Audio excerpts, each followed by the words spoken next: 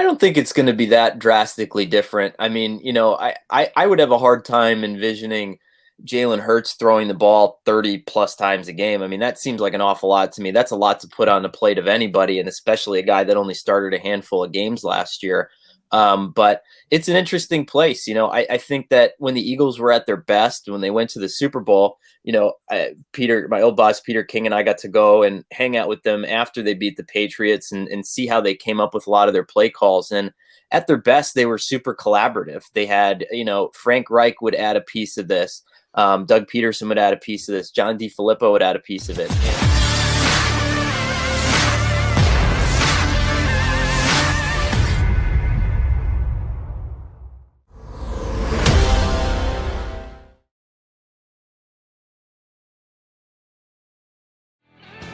Day after the NFL draft. Well, actually, that was yesterday, but we only do Birds 365 Monday through Friday. That's why you've got us, John McMullen, Jordan McDonald, here with you on this Monday get-together.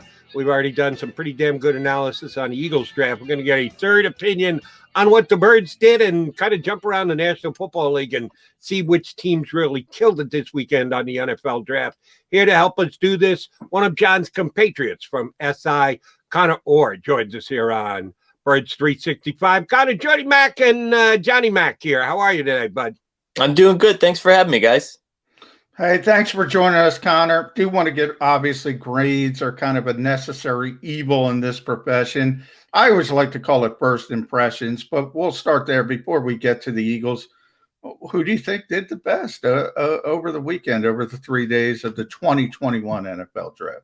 Well, it's hard, right? Because, the inclination immediately is to just give the best grades to the people who drafted the most guys that we heard of going into the draft, right? And we're familiar with. But I think, while that was my knee-jerk reaction to give the Browns probably the best grade in this draft, the deeper that you went, I do think the better that they did. And just in terms of value, JOK from Notre Dame, that was a first-round player. And that's a guy that I think grades out particularly well for them, because in that division, you're going to need a guy that can spy Lamar Jackson, that can cover all those tight ends in Baltimore. So I thought that was a great pick to get Newsome from Northwestern and really shore up that secondary. On paper, that could be the third best secondary in the NFL right now. And so they did a lot of that sort of fine tuning that they needed to do, I think, to put them over the top and bring them to the next level.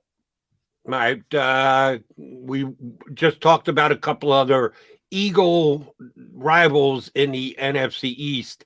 Personally, I think the division did well across the board. I like what the Eagles did, but I thought the Cowboys had a good quantity draft, got a lot of players. The Eagles had the Giants had a good quality draft, got draft value by trading down in the first round, but then hit on their picks. John just said he liked the Washington football team's draft best, as a matter of fact, within the division. How do you think the NFC East overall did?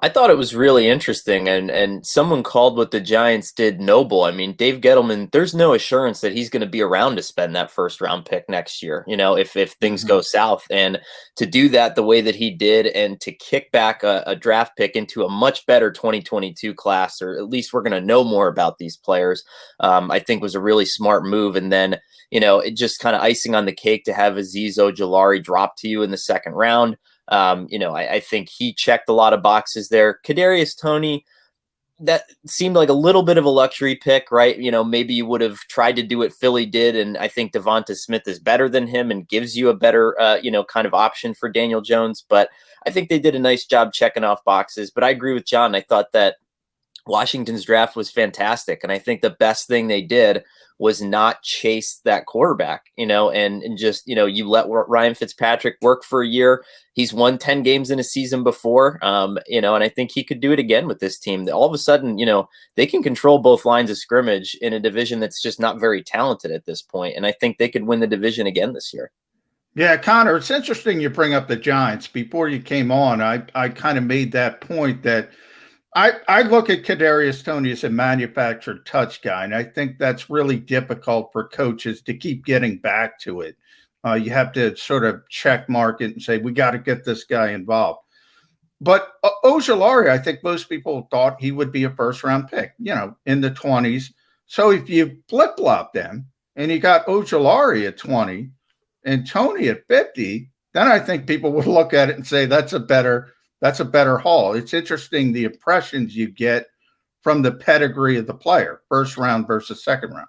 I agree. I think that's a great point. If you would have switched that, I think Giants fans would have been building a statue of Dave Gettleman outside of the thing. But I thought they did really well, and I think what's interesting too is you can see some of the touch of Joe Judge getting involved here in personnel, which I think is a good sign for them. So for so long this was Dave Gettleman's vision, and it's big people beat small people, and now you're starting to see a lot of hybrid players. Ojulari is kind of best fit for that 3-4, which the Giants don't have a lot of those guys. And then later down in the draft you get someone like Ellerson Smith, who is bigger, in that 6'6" frame, but can still do a lot of that hybrid stuff too. So I think they're giving Judge some of the players that he needs finally to operate the system. And that defense was good last year without a lot of this player-specific guys too. Well, then let me ask you how far the Judge influence goes going forward. Judge was not in place when the Giants selected Daniel Jones as their quarterback. That was a general manager selection, and if he seceded some influence on the roster to his coach, who earned it last year off the season he had, how is that going to play at QB this year? I'm not a Daniel Jones fan. I'm on record. I think that he was overdrafted where he was. Yes, he's had some great days where you go, damn, this guy's a quarterback. But he's also been one of the worst in the National Football League at taking care of the football. I'm more of a pessimist than an optimist when it comes to Daniel Jones.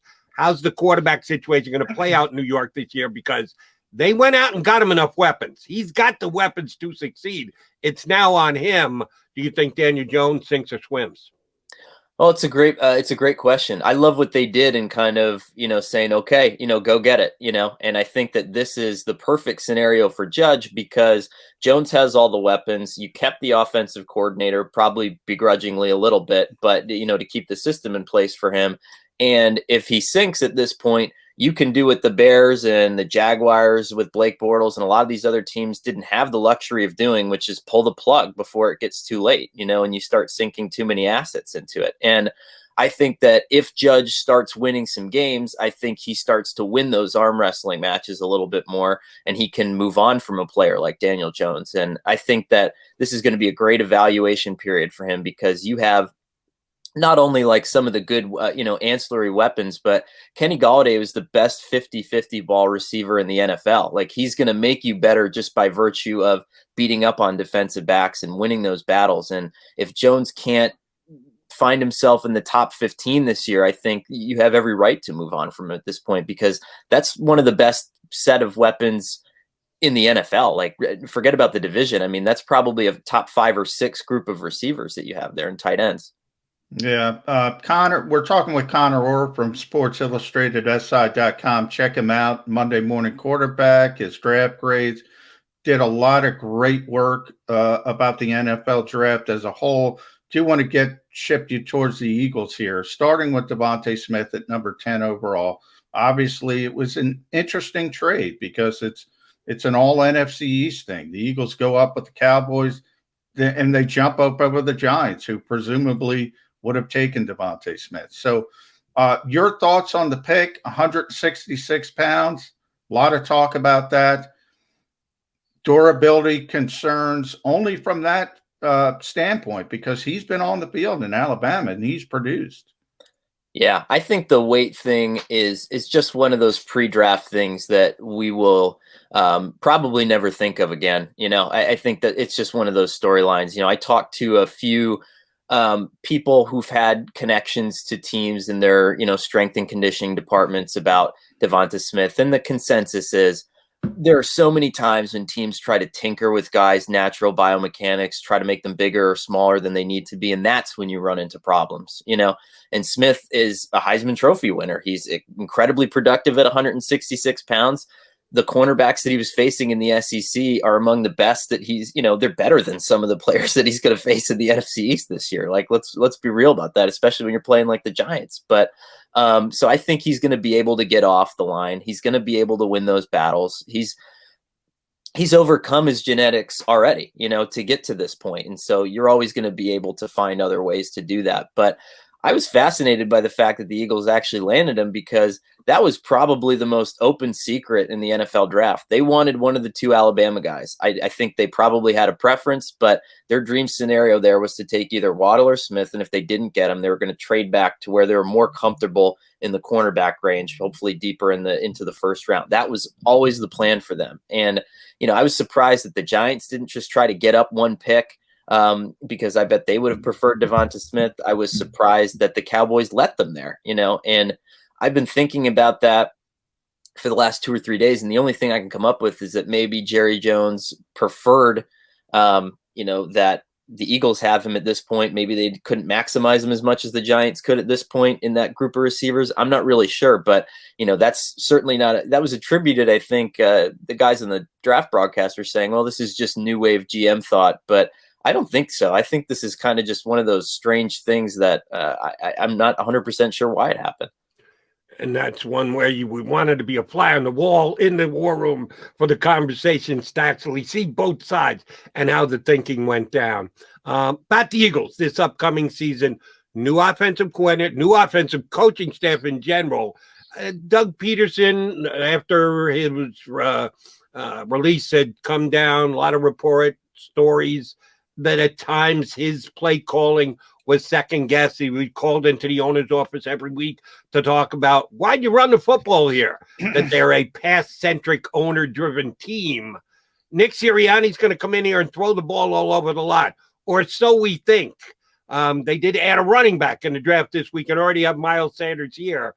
How do you think the Eagles' run-pass ratio is going to look over the first half of this upcoming season?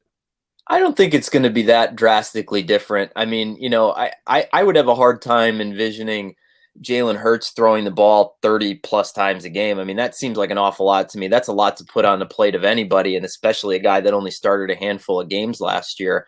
But it's an interesting place. I think that when the Eagles were at their best, when they went to the Super Bowl, Peter, my old boss, Peter King, and I got to go and hang out with them after they beat the Patriots and see how they came up with a lot of their play calls. And at their best, they were super collaborative. They had, Frank Reich would add a piece of this. Doug Peterson would add a piece of this. John DeFilippo would add a piece of it. And I think that's what they lost over time when the staff got picked apart. And so if you're Nick Sirianni, the challenge is to integrate a lot of the stuff they did well, but, to kind of keep yourself honest too, because I think Doug Peterson certainly had his faults, but he knew that there was a limit to what he could come up with. And, he was willing to pull the room. He was willing to get opinions from other guys. And I think that'll be Sirianni's biggest challenge, is to sort of diversify it, because that Colts offense, the Frank Reich offense is good. It's fine on its own, but I think you need some, you need some more opinions there. And so hopefully he can kind of integrate the rest of his staff and get some other thoughts on that. Connor, when you look at the skill position talent here and you add Devonta Smith to a receiving corps that was, historically inefficient, if you think about the modern NFL environment, the Eagles haven't had a receiver with over 600 yards in 2 consecutive years. That's astonishing to me. So sort of the ripple effect, Devonta Smith, Jalen Reagor, whoever that third receiver ends up being, Miles Sanders, Kenneth Gainwell, is this enough skill position talent to barely evaluate Jalen Hurts as a quarterback? That's a great question. It's the same question I think a lot of people are asking about Jared Goff in Detroit, and I think that situation is far more dire on the skill position front than what the Eagles are facing. But I don't know, and it's hard because you don't know if they necessarily, I'm not trying to be a conspiracy theorist here, but you don't know if they necessarily care, right? I mean, they might have 3 first-round picks next year in a draft, and that's enough ammunition to get any quarterback they want if they don't see what they want from Jalen Hurts. And so I think it's probably close to being enough if the system is called the right way. If we see some stuff that he's familiar with from college that puts him in a little bit more of a comfortable situation, then I could see that being enough. You got guys that can win, and Smith is going to add a lot to that. I think Reagor is better than he showed last year, and I think that he can get off to a good start there. I wonder what they'll do with Ertz at this point. I had heard that they were going to trade him before the draft. I thought he was going to be in Buffalo by now, to be honest, or Indianapolis. But, if they hold on to him, maybe that's another way of saying, hey, we really think that Hurts is going to be this guy. And tight ends are really the greatest gift that you can give a quarterback who has less than 18 to 20 starts, because they're perfect for those, mid-range throws if you need to just kind of get the ball out of your hands. Speaking of Frank Reich and Indianapolis, you reminded me to ask you about the Colts and their draft. A little surprised they didn't get more weapons. Took a tight end in the 4th round and another wide receiver out of that powerhouse Charleston in the 7th round. Didn't quite give Carson extra bullets for the gun, as you can well assume. We talk a lot about Carson Wentz here on Birds 365. I didn't think the Colts did much upgrading. They were one of the teams that I couldn't make an argument for that they had a good draft and got better with it. What were your thoughts on the Colts draft? I think that they almost did need to go edge there, though. And the problem was, Matt Eberflus, their defensive coordinator, has been doing so much with so little for so long that I think he probably would have flipped the table over if he didn't get another edge rusher at this point, because really it was DeForest Buckner and a bunch of guys there. And, Kwity Paye at least gives you, some presence there off the edge and can help you diversify the system and do some different things there. I think that the weapons are okay. I mean, you have Zach Pascal and Paris Campbell, and those guys are good enough. You have two good receiving backs, and then Jack Doyle, I think, is a good tight end. I still think that I still think they could be in play for Zach Ertz. I wouldn't be surprised if they weren't in play for Zach Ertz at this point. But I think if you're the Colts, you think that you've built something. I mean, your offensive line is still pretty good. You have a good running game. You have a great play caller. And, if you're evaluating Carson Wentz and deciding whether you want to lock him up long term and keep him as a starter, he's got to win with guys like this, And that's sort of the knock on him last year, is kind of how quickly the Eagles sunk when things went south. And, you want to see him battle back a little bit and win. But I think that their personnel, their receivers, and their running backs are a clear upgrade from what the Eagles had last year, certainly. And I think that, they're hoping that should be enough for him. The one concern with me, Connor, with the Indianapolis Colts is left tackle. They still haven't addressed left tackle. Could they consider still moving Quentin Nelson, who to me is the best guard in football? Could they kick him outside? Or are they just going to try to cobble it together piecemeal? Because that's important, obviously, for Carson Wentz. Yeah, I think you keep Quentin there. There's been a lot of thought in that, even if you asked around about any of the guys in this year's class, any of the tackles moving to guard or any of the guards moving to tackles, there's a lot of thought that unless you're that pure cross-trained hybrid guy in college, to keep you at your position of comfort at this point. And, I think that the football group think there is shifting in that direction. I think they want to keep Quentin Nelson at guard, but you got to remember too, there's a lot of good guys out there still. I mean, Eric Fisher is still unsigned. Mitchell Schwartz is still unsigned. There's some guys there. They might go recruiting in a little bit, see how everybody holds up in camp, and then go grab someone like that. That wouldn't be shocking to me at this point, but they are going to have to make a move because you can't put yourself and Wentz in the same position that Andrew Luck was in, where by the time you have a roster that's good enough to compete, your quarterback is too beat up to function. Kind of got to ask about this because it was the major topic of conversation leading up to the draft, and that's the quarterbacks at the top. How high was it going to be before all 5 of them came off? It ends up Mac Jones slips down to the Patriots at 15, who said, thank you very much, and took him. But you get 5 guys off the board in the first 15 picks. Superior quarterback class. The thing that intrigues me the most is Justin Fields. I thought he was being undersold throughout the draft process. I thought him as the second best QB, second best player in the draft behind only Trevor Lawrence. He goes all the way down to the Bears at number 11. I think he's got a chance to be an outstanding NFL quarterback. He goes to a place with a lot of pressure, but they also haven't had a Pro Bowl franchise-changing type quarterback since Sid Luckman and the 50s. So for me, he's got a chance to be their best quarterback in 70 years. And a lot of people graded out the Bears as one of the best drafts in the league, I think mainly because of Justin Fields.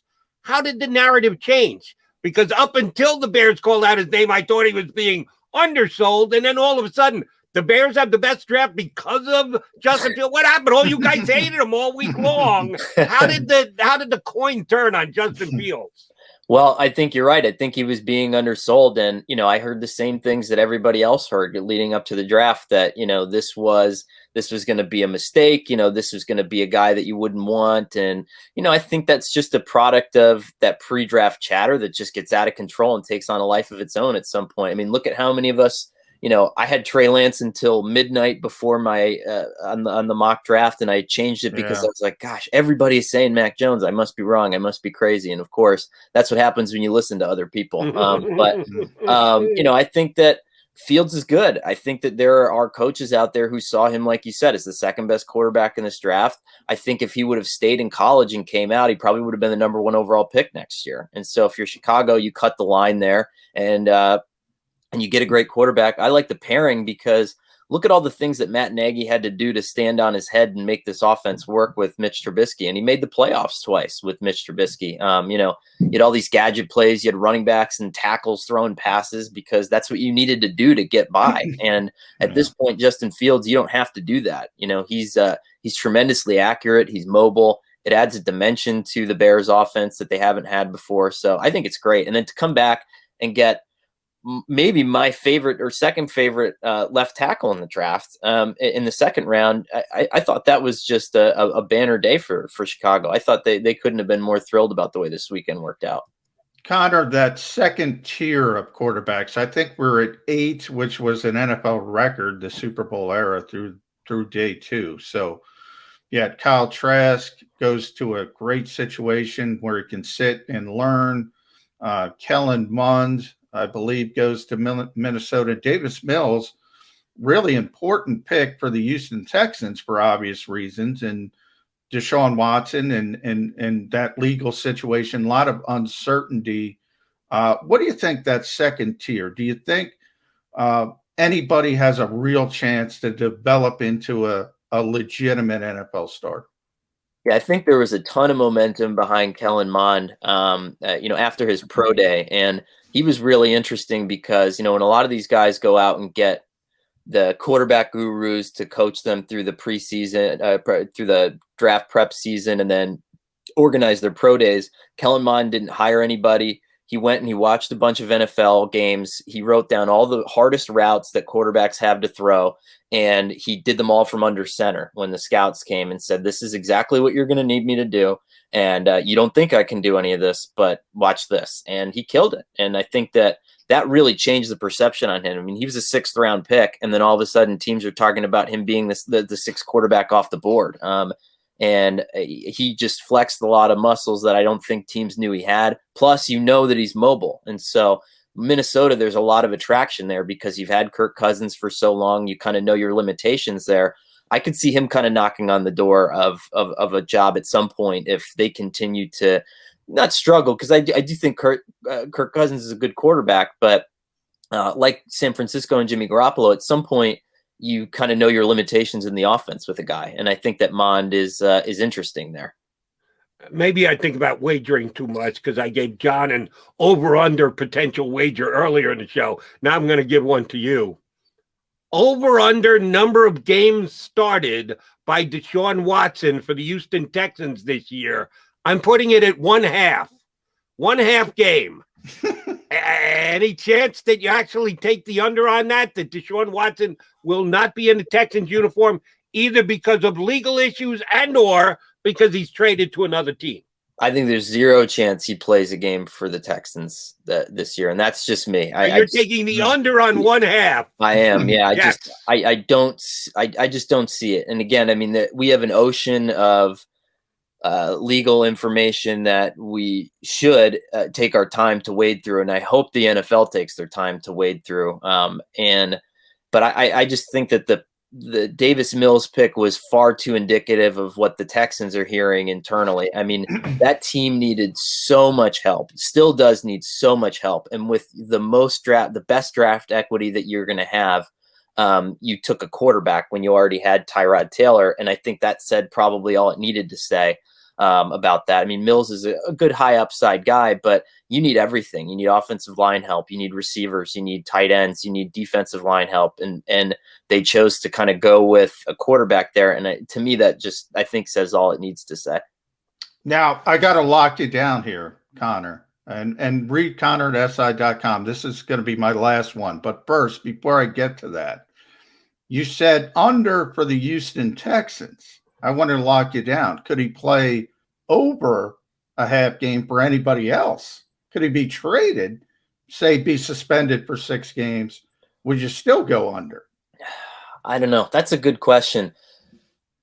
You know, the league process is so up in the air, and that's part of the problem is, you know, even if you try to get a handle on what a suspension might look like, I think it's hard because some of these suspensions have been all over the place. There have been guys who have sat for a year. There have been guys who have, you know, been out for 2 games for 6 weeks, you know, and we just don't know anything at this point. I think I would lean on the fact that there are probably still some teams out there that are probably willing to make that deal if it becomes available. Although the problem is at this point, it's far less than it was before, right? You know, once you got to the draft and once teams kind of collected their guys and became a little less desperate for upgrades at the position, even though Deshaun is an upgrade over everybody, but probably 4 or 5 quarterbacks in the NFL, I just don't think other teams have the equity to make the trade happen at this point. So it'll be interesting. I can't. It's a good question. I just can't envision anything at this point until the legal stuff is cleared out. You know, and because I think there's just still so much we don't know, and you know, so much work that the NFL is hopefully doing on the investigative front to get to the bottom of this. All right, since we're having so much fun talking about disgruntled quarterbacks and wagering on their locations, I'll give you this choice, Connor. You can either take the Green Bay Packers or you can take the Denver Broncos and the Oakland Raiders, or you can take the rest of the field. Raiders. 29. What did I say? I went to Oakland still. Yeah. Damn it. Las Vegas Raiders. Or you can take the rest of the field, the other 29 teams in the National Football League, as to where Aaron Rodgers will be starting this year. I guess I should add retirement in there. 0 teams is the 4th choice. He doesn't play. He's the host of Jeopardy. Give me your location of Aaron Rodgers this upcoming season. I think it's Green Bay. I think this is a lot of posturing, and you know, he's better than anybody else at letting the smoke out when there's a chance to make the top story on ESPN. And the Packers know this. They've dealt with this roller coaster ride before. And to be honest, if I'm Brian Gutekunst, I'm saying go ahead and go play for Pat Shurmur, go play for John Gruden, and see how quickly you're going to walk back to Wisconsin to play in this offense, because every quarterback wants to play in this offense. And Aaron Rodgers is obviously a tremendous, unbelievable talent, and he's elevating that offense to a place that we haven't seen before. But those leaked destinations on the afternoon of the draft, I understand he wants to be on the West Coast. It's easier for him to pursue that post-career, which is great. And I think every player should have an opportunity to do that. But I think Aaron Rodgers is a competitor first and foremost, and I think he knows that that's the best place for him. Even though they haven't, quote unquote, provided him with enough weapons, even though I think Devonta Adams and, you know, all those guys are pretty good too. So. Yeah. Well, Aaron, I do one circle back to Kellen Mond, because she said something interesting about quarterback coaches, personal coaches. I wonder, it's not just the quarterback position, your thoughts around the league, because I talked to Jeff Stoutland about Jordan Mailata once. And, you know, that is maybe the biggest project in the NFL, starting from literally ground zero, never played a down of football. And he didn't want other coaches messing with what he taught Jordan Mailata. How does the league look at this sort of cottage industry of personal coaches at different positions? It's a good question. I have a story coming out in a couple weeks on something that kind of touches on this, but I'll say that in the past, it was a lot harder for teams. I think it's getting easier now because there are so many ways that you can give a player a concrete plan going into the offseason and say, like, I know you're going to go work with somebody else. Here's what you tell them to do. And if they're telling you something else, I'm going to know about it when you get back. And then, you're going to have to deal with it. And so I think that there's a lot of ways around that now. I actually think you're seeing a little bit more harmony between the training staffs and the players than you have in the past. That said, I think some of these guys are doing more good than harm. Like if you look at Duke Mayweather, the offensive line guy, I think he's had some incredible classes of guys come through there. And especially, guys that might just need a little bit of seasoning, minors who went to the Broncos, just kind of guys like that, you need to get your hands on a little bit and just get them a little bit of seasoning. I think they're incredibly useful for stuff like that. I think all the other stuff is hot air. I think, the quarterback tutoring guys, I think do a nice job, at just preparing them, teaching them how to study, teaching them, how to behave at the next level. And that's certainly valuable, but I do think at times we probably make too much out of it in general, in terms of like, oh, well, he had this guy before the draft and he had this guy, so I'd rather draft this guy. And, I think some of that stuff is a little overblown. Now, the third point there is that Kyle Shanahan sent Trey Lance to his best friend, John Beck, who has a burgeoning business there. And, that was a big part of the evaluation. He wanted Beck's eyes on Trey Lance constantly for a long period of time. And whatever intel he got back there must have informed him in the process. So it's interesting. It's kind of all over the board, but I think some of these guys help and some of them probably are better at talking about how much they help. Connor, last one. And this always grabs my attention. If I hear has never happened before, it grabs my attention immediately. A tight end has never been drafted in the number 4 spot in the NFL draft. Philly kid Kyle Pitts. Some Eagle fans were up in arms when the Eagles traded down from saying, we're going to miss out on Kyle Pitts. No, you didn't, because he went 4 coming off the board. I fielded several calls last night on my national radio show about Kyle Pitts, from he's going to revolutionize the tight end position to how the hell did the Falcons not take a quarterback at number 4? Matty Ice, another Philly kid, is done. What's your read on Kyle Pitts? What is his upside? Is he going to be able to get the Falcons an improved status in the league as soon as his first year in the league?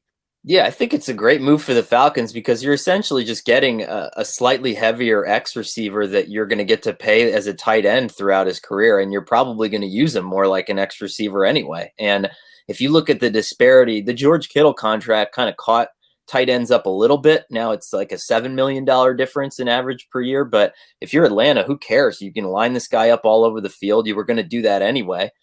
Let him beat up on small cornerbacks. He's going to be a matchup nightmare everywhere. I'm going to be interested to see how many times he actually lines up, in line, right, and next to a tackle. I doubt it. It's going to be a whole lot. I think he's a better blocker than he's given credit for. But in this offense, they're going to let him rip, and they're going to want him to get yards after the catch. It's going to be like a combination of George Kittle and I don't know who are some of the better X receivers the 49ers have had over the years, but I think it's going to be really interesting. I think that they're going to revolutionize the position, maybe, but I don't know how much of a tight end he was to begin with. I think that this guy was always kind of just a bigger X receiver with great size. And so I think it's a great move for the Falcons from a lot of different perspectives. Sounds like an argument to be had down the road as to what position he plays for tag purposes. Yeah. We will certainly be getting you back on well before we ever get to that, which is years down the road. Great insight today, Connor. We appreciate you hopping on board with us. Thanks much. Thank you, guys. Appreciate it. Our pleasure. Connor Orr, Sports Illustrated national columnist, really good, giving us some good insight here. All right, John and I will be back. We'll put a bow on the show. Come back to watch us close out Birds 365. If you missed any of today's show on the JAKIB Media channel, listen to the podcast on your way home. Available on YouTube, Apple, and Spotify.